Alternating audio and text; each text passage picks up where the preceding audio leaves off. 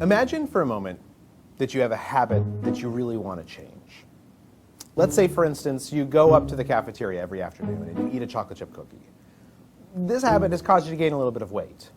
In fact, this habit has caused you to gain exactly 8 pounds, and your wife has started making some pointed comments. And when I say you, what I really mean is me, because this is a habit that I had that I just couldn't kick.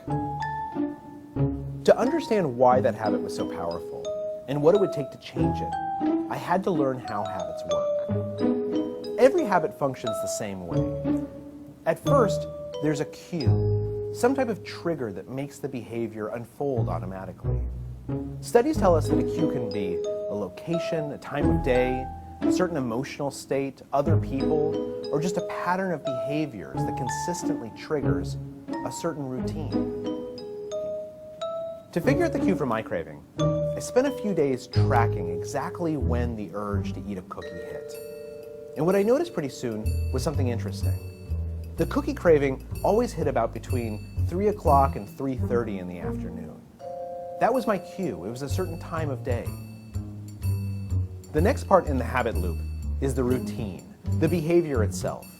And for me, that was pretty easy to figure out. Every day between 3 and 3:30, I'd get this craving for a cookie. I'd get up out of my chair. I'd walk over to the elevator. I'd take the elevator up to the 14th floor. I'd get out. I'd buy a cookie, and then I would eat it while talking to my colleagues in the cafeteria. The last part of the habit loop is the reward. And in some respects, the reward is the most important part, because that's why habits exist, so that we can get the rewards that we want. But figuring out a reward is kind of tricky. To figure out what reward was driving my habit, I did a little bit of an experiment.